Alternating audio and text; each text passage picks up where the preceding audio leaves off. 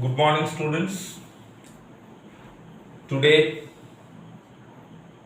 I am going to start this another chapter of business studies, and name of that chapter is Forms of Business Organization.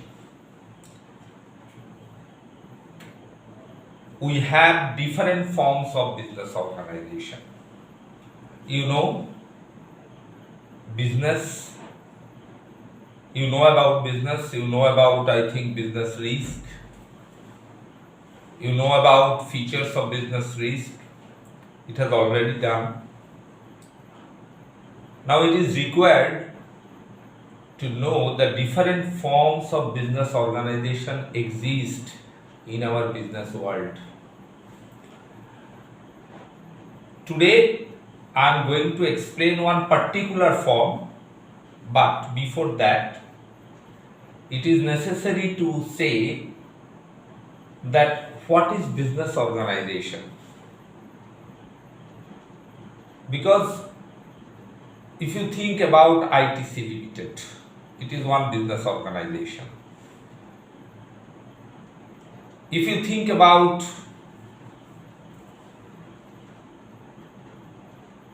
NHPC, National Hydropower Corporation Limited, if you think about Axis Bank Limited, so these are all business organization, differs in nature of business. So for forming the organization, the two items are required. One is structure, another one is system.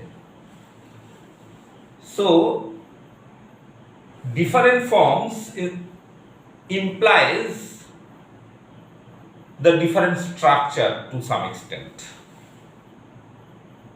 So structure and system form organization. So what are the different form? On the basis of ownership, sole proprietorship or sole ownership business, where only owner, single individual is the owner of business. Broadly, it can be classified in this way. There are two types of forms. One is corporate form of organization, another one is non-corporate or incorporated. One is corporate form, another one is not corporate form. In case of corporate form of organization, joint stock company and cooperative form of business are there. We will have to discuss about these afterwards. Where there is no corporate form or non-corporate form, sole ownership business, sole proprietorship business is there, joint into undivided family business is there, partnership business is there. So these are the basically the non-corporate form of business. Today I am going to discuss about sole proprietorship form of business. So what to read here? Basically, if we think about the features, then merits, or that is advantages and disadvantages of this form of business, it will be automatically highlighted, and I can give you guarantee that you can understand it, because I believe that you have basic level of intelligence. So in case of sole proprietorship business, single owner is there. So sole proprietorship business, single owner is there. Proprietor, the word proprietor means implies owner. So what are the features of this form of business? Basic feature: single owner, individual ownership, that is written in the first feature. Individual ownership. Owner is the only individual who own the business personally.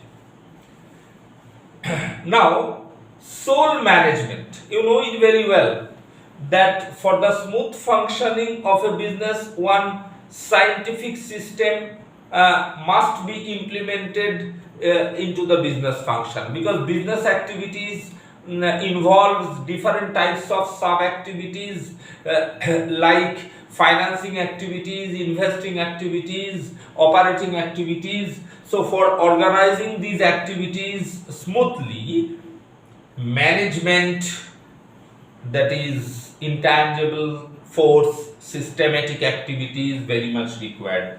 So who is the manager?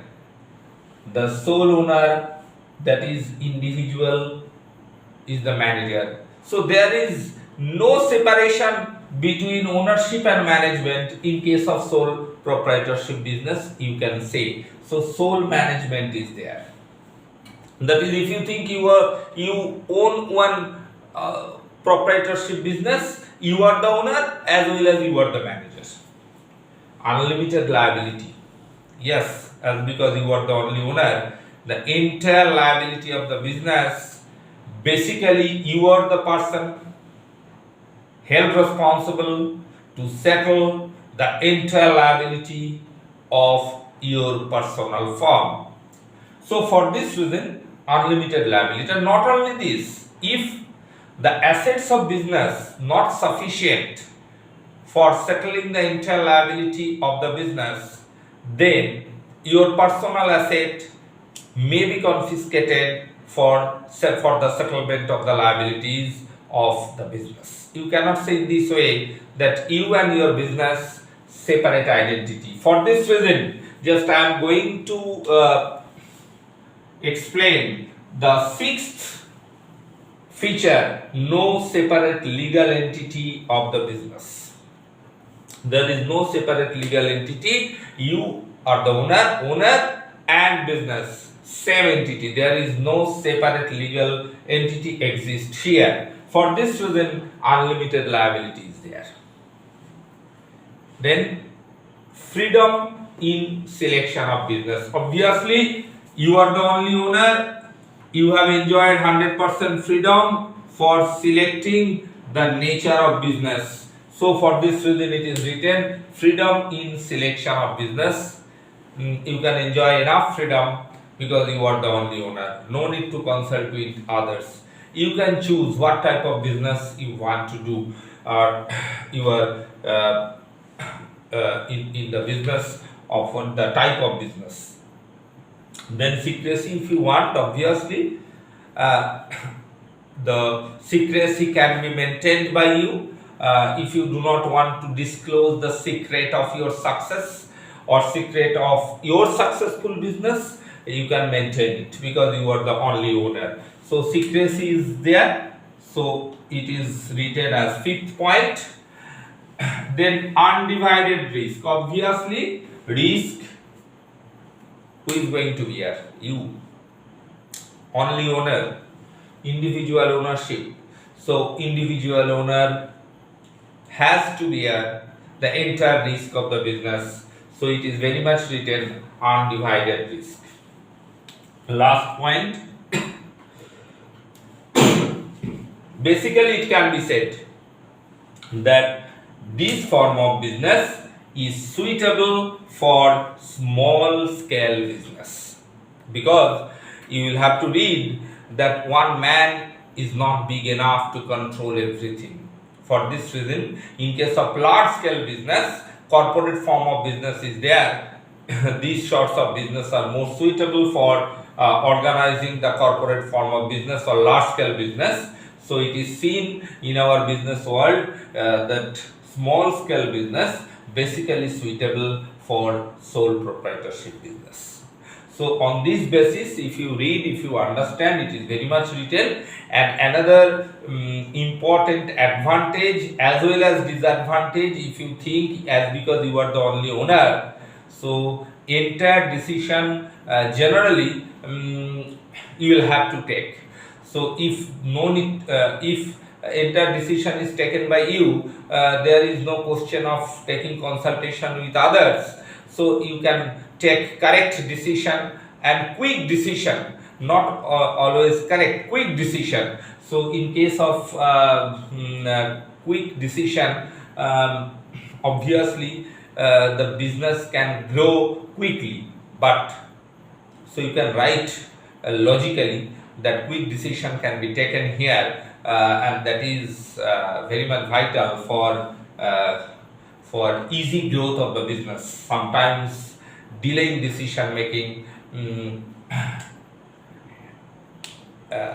make or create some hindrance or obstacle for the business growth.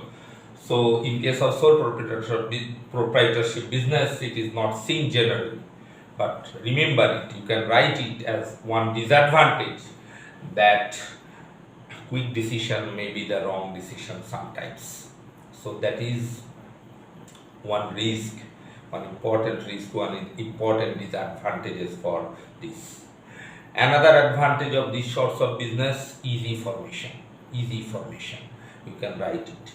So these are the overall, perspective, overall explanation of sole proprietorship business. You will get it in every book. You please read it. Listen my video attentively. I think you can understand. Thank you.